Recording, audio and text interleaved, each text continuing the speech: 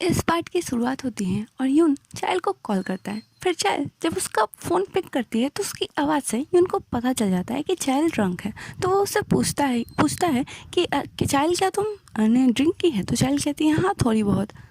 और ईजुन बगल में बैठकर इन दोनों की बातें सुन रहा होता है। फिर वो अपने मन में कहता है कि कितना ढोंगी है ये, जब देखो तब फ़ोन पे आके लटका रहता है, बंदर कहीं का।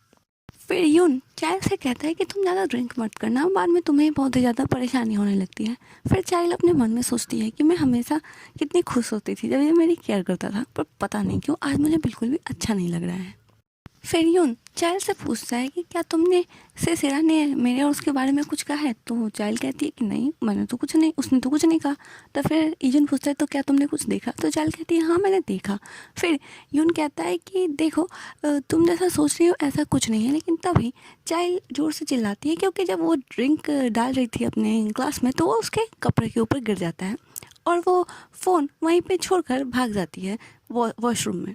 और यून उधर से चाइल्ड चाइल्ड चिल्ला रहा होता है तो ईजुन उस कॉल को उठा लेता है और कहता है कि हेलो मैं ईजुन सियो बोल रहा हूँ। तो यून पूछता है कि आखिर तुम चाइल्ड का फ़ोन क्यों उठा रहे हो? तो ईजुन कहता है वो क्या है ना, उसने अपने कपड़े पर ड्रिंक गिरा लिया और वो वॉशरूम चली गई, इसलिए मैं उसका कॉल उठा रहा हूँ। फिर यून ईजुन से पूछता है कि आखिर तुम चाइल्ड के साथ अभी क्या कर रहे हो? तो ईजुन कहता है कि मैंने तुम्हारी और सेरा के बारे में न्यूज़ देखी, तुम लोग आपस में काफ़ी अच्छे लगते हो, कॉन्ग्रेचुलेशंस। और अब आगे से चाइल्ड का ख्याल मैं खुद रख लूँगा, तो तुम्हें बीच में ज़्यादा कूद फाद करने की कोई भी ज़रूरत नहीं है। और ईजुन को काफ़ी कुछ सुनाकर ईजुन फ़ोन कट कर देता है।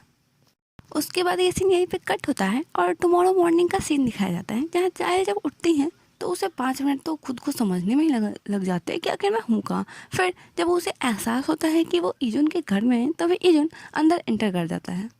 फिर ईजुन पूछता है कि अरे तुम जग गई? तो चाइल्ड थोड़ा ऑकवर्ड फील कर रही होती है तो ईजुन कहता है कि अरे कल रात को ही तो हम लोगों ने बात की कि अब हम लोग आराम से बात करेंगे एक दूसरे से। तो चाइल्ड कहती है कि क्या? तो ईजुन कहता है तुम्हें कल रात का कुछ भी याद नहीं है क्या? फिर सीन कल रात पे शिफ्ट होता है जहाँ पे चाइल्ड जब वॉशरूम से अपने कपड़े साफ़ कर रही होती है तो ईजुन जाता है और उसे कुछ कपड़े बाहर डोर पे छोड़ देता है कि तुम ऐसा चेंज करके बाहर आ जाना। फिर चाइल्ड जब चेंज करके बाहर आती है और पिकर टून होने के बाद वो ईजुन से कहती है कि सेरा और यून मेरे बस दो ही फ्रेंड्स हैं, अब वो भी दोनों आपस में डेट कर रहे हैं तो ये मेरे लिए कितना ऑकवर्ड हो गया है, लगता है अब मेरी दोस्ती पहले जैसे नहीं रह पाएगी।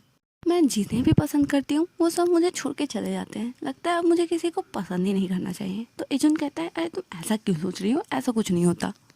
फिर चाइल्ड ईजुन से कहती है कि मैं किसी को भी अपने दिल की बात ना इतनी आसानी से नहीं बताती, पर फिर भी मैं तुम्हें बता रही हूँ क्योंकि तुमने मेरी बहुत ही ज़्यादा हेल्प की है ओप्पा। इसीलिए हमारे रिलेशनशिप के ख़त्म हो जाने के बाद भी हम एक दूसरे के टच में रहेंगे, ठीक है? तो ईजुन कहता है हाँ ठीक है। फिर उसके बाद ये दोनों अपने रिलेशनशिप के नाम पे बहुत ज़्यादा ड्रिंक कर लेते हैं। फिर चाइल्ड ईजुन से पूछती है कि जब तुम मुझे काटते हो तो पता नहीं मुझे दर्द क्यों नहीं होता? तो ईजुन कहता है ऐसा इसलिए होता है क्योंकि इसे नंबरिंग इफ़ेक्ट कहते हैं। तो चाइल्ड पूछती है नंबरिंग इफ़ेक्ट, ये क्या कोई मैथ्स का फॉर्मूला है? तो ईजुन कहता है कि अरे नहीं, देखो जब हमें बहुत सारे मॉस्किटोज काटते हैं तो क्या हमें पता चलता है? नहीं ना। वैसे ही जब मैं तुम्हें काटता हूँ तो तुम्हें पता नहीं चलता। उसके पास चाइल्ड जोर जोर से हंसने लगती है और कहती है कि सो तुम मॉस्किटो हो? तो ईजुन कहता है कि अरे नहीं मैं मॉस्किटो नहीं हूँ। लेकिन चाइल्ड उसकी बात नहीं सुनती और बहुत ज़ोर ज़ोर से हंसने लगती हैं। फिर वो ईजुन से पूछती है लेकिन क्या हो अगर मैं तुम्हें काट लूँ तो? क्या तुम्हें पहले किसी ने काटा है? तो ईजुन सोचता है कि हाँ उस बैंगनी वाल वाले ने तो काटा था। चाइल्ड कहती है क्या हो अगर तुम्हें कोई ह्यूमन काट ले? तो ईजुन कहता है मुझे नहीं पता। फिर चाइल्ड जाती है और उसके नेक पर बाइट कर लेती है।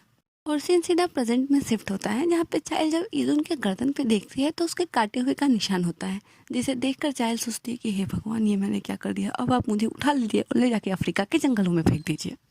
फिर ईजुन कहता है कि मैंने तुम्हारे लिए हैंगओवर सूप बनाया है तो तुम बाहर आकर पी लो। उसके बाद ईजुन वहाँ से बाहर चला जाता है।